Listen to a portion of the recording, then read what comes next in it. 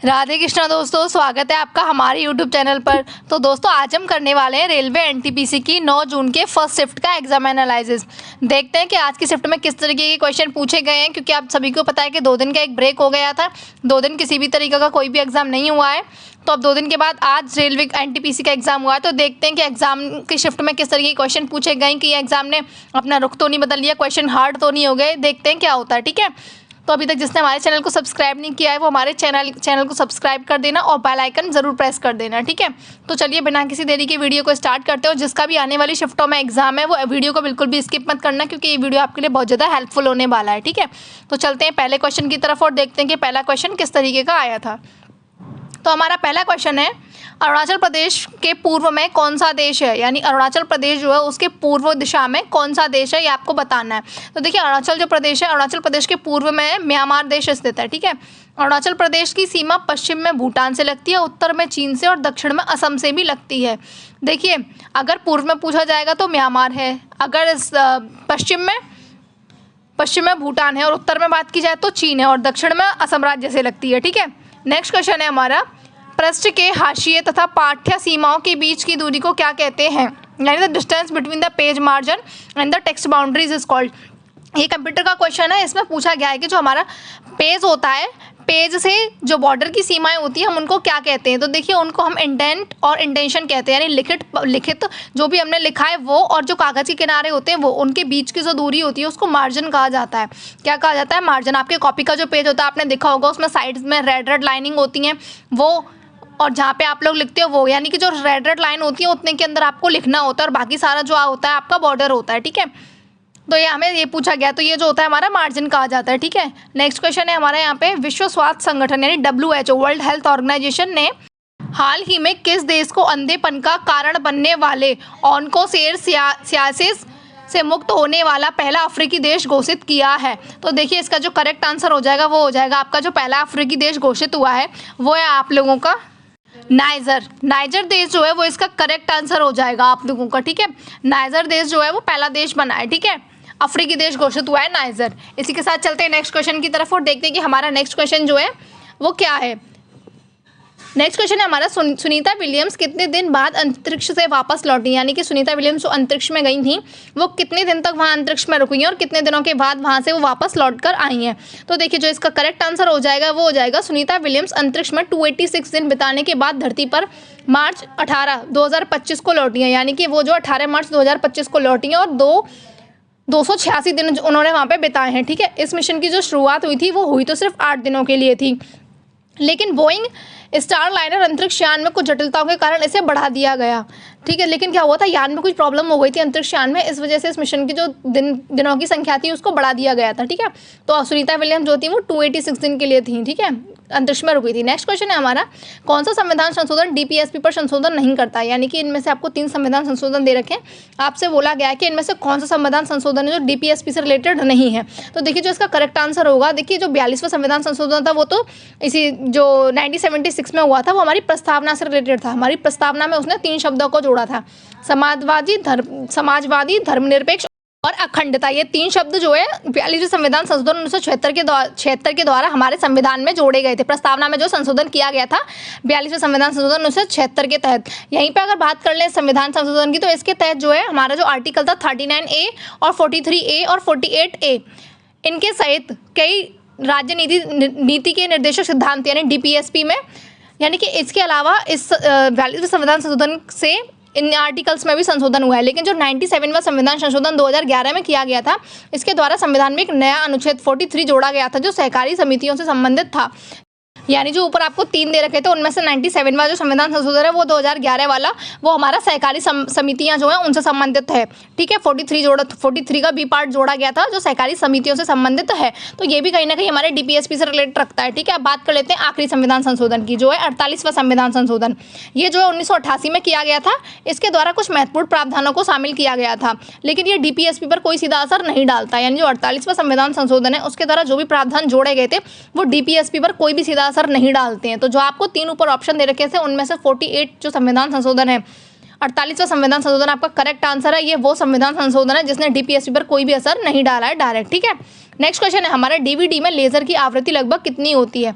तो जो हमारी जो डीवीडी होती है, अगर हम उसमें लेज़र की आवृत्ति की बात कर लेते हैं तो देखिए डीवीडी प्लेयर लगभग 474 हर्ट्ज की आवृत्ति वाले लाल लेज़र का उपयोग करते हैं, जो 650 नैनोमीटर की तरंगदैर्घ्य के अनुरूप होते हैं, यानी कि 474 हर्ट्ज वाली आवृत्ति का यूज़ होता है उसमें डीवीडी में। ठीक है, तो ये इसका करेक्ट आंसर है।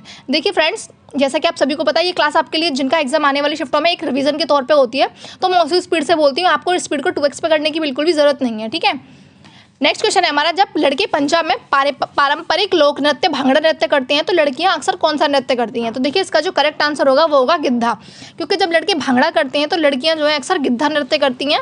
भांगड़ा एक पुरुष प्रधान नृत्य है, जबकि गिद्धा जो है वो एक महिला प्रधान नृत्य है। गिद्धा अक्सर शादियों और अन्य समारोह में किया जाता है, यानी कि आपसे पूछा जाए कि जब लड़के जो है भांगड़ा करते हैं तो लड़कियां कौन सा नृत्य करती हैं, तो इसका जो करेक्ट आंसर होगा गिद्धा होगा। ठीक है, गिद्धा लड़कियां करती हैं और भांगड़ा जो है वो लड़के करते हैं। ठीक है, नेक्स्ट क्वेश्चन है हमारा, वैश्विक जलवायु परिवर्तन प्रदर्शन सूचकांक 2025 में प्रथम देश कौन रहा है, यानी क्लाइमेट चेंज परफॉर्मेंस इंडेक्स 2025 में फर्स्ट नंबर पे कौन रहा है। तो देखिए जो इसका करेक्ट आंसर होगा, वैश्विक जलवायु परिवर्तन प्रदर्शन सूचकांक में प्रथम नंबर पे जो हमारा देश रहा है वो है इसका करेक्ट आंसर डेनमार्क। ठीक है, डेनमार्क जो है इसका करेक्ट आंसर है, क्योंकि डेनमार्क जो है वैश्विक जलवायु परिवर्तन प्रदर्शन सूचकांक में प्रथम नंबर पे रहा है डेनमार्क। ठीक है, जिसका अगर बात कर लेते हैं तो 78.37 है। ठीक है, देन उसके बाद रहा है सेकंड नंबर पर नीदरलैंड की बात कर लेते हैं हम लोग क्लाइमेट चेंज परफॉर्मेंस इंडेक्स में, तो ये सेकंड नंबर पर रहा है, इसके 69.6 है।